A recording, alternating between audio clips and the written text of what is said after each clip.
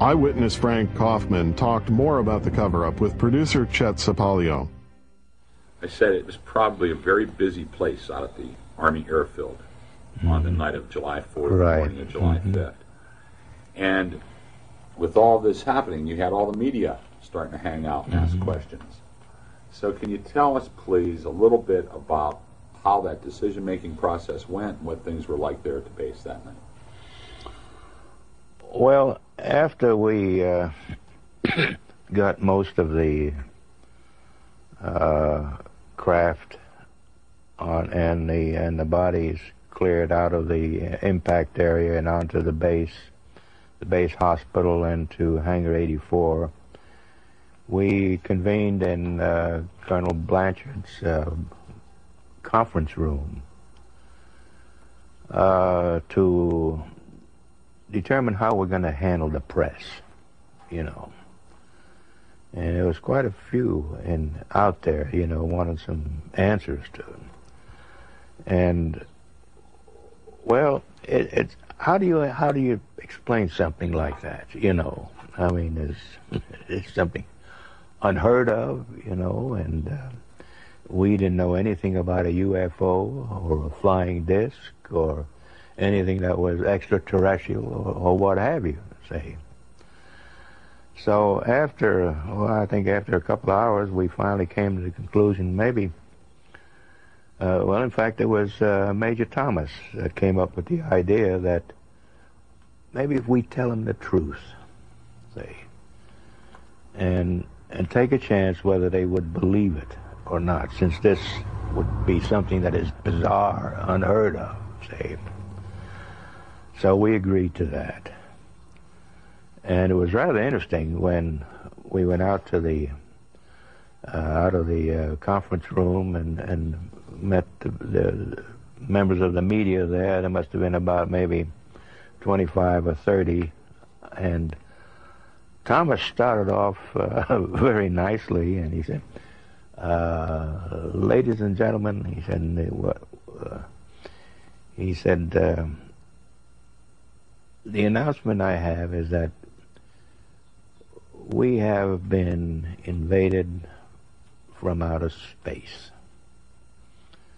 We have a craft possibly of extraterrestrial origin." Say.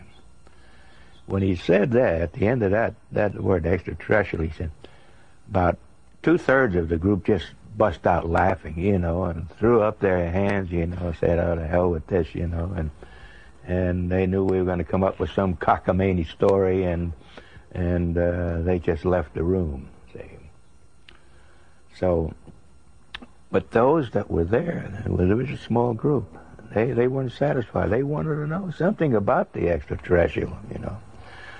Thomas says, "Well, I don't know anything. I'm just telling you what it is." He said, "You asked me, and I'm telling you." He said, we haven't actually made a thorough examination of the craft or the bodies, you know, or anything of that nature. He said, "Until such time," he said, "we'll have to leave it as it is." Well, when we went back into the conference room, Blanchard and even Major Easley, the Provost Marshal, and Jesse Marcel, the intelligence officer, and the rest of us, by God, the plan worked. Say, you know, the truth, you know, say, you know. So that's the way it did. Because we had no idea, you know, it had nothing to do with what the paper came up. Paper just came up that a flying disc, you know, was captured.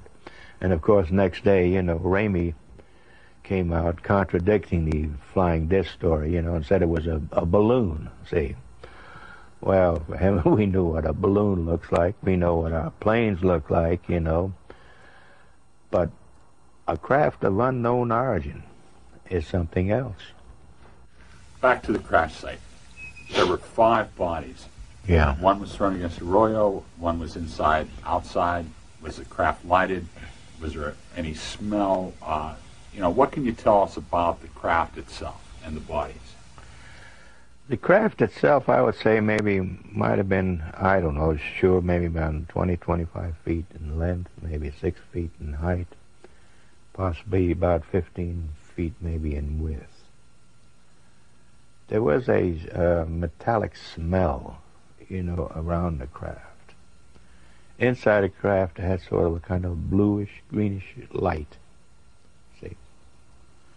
There was quite a console out in front, and there was a little console in the back of the craft.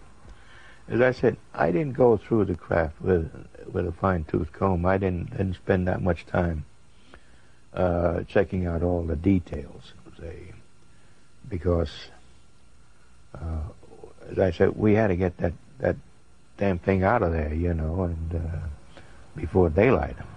See?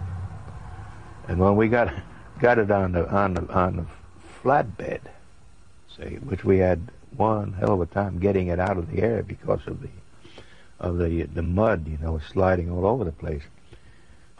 We put a tarp over it and had part of the craft exposed, see, and we went right down Main Street with it. Well, people looked at it, you know. There again, it was a common sight, you know. They would always see some craft on a flatbed going down Main Street. See, if they looked at it, had another plane, something like that. See, we didn't want to hide anything. See? And we went in the back entrance of the base, back to Hangar 84, and that's where it was unloaded. Lickety-split. No fanfare, no band, no flag waving or anything of that nature, you know. See, dude, that's the, you know, you could say that's the art of deception, you know. Act yourself, you know. I mean, do everything as natural, you know, what people are accustomed to seeing, say. But if you try to spend time hiding it, they get curious. Tell me about the aliens. Tell me about the bodies that were found. Were they good-looking people, or were they... Oh, yeah, they were. They didn't have any of these, you know, slanted eyes or horny fingers, you know, anything like that. They were... I don't know whether you want to call them people or so. I call them people because that's what I'm accustomed to looking at somebody as people, see. They were good-looking people, you know, fine skin. They were kind of ash-colored. That was the color of their skin. Eyes were just a little bit larger than ours, you know, more pronounced. Small nose, a little small mouth, very small ears, see. No hair. Very fine features, very well built. Maybe 5'4", 5'5" in height. That's what I could remember seeing. Frank, in your personal opinion, what happened here in 1947 in Roswell, New Mexico? What is your bottom line?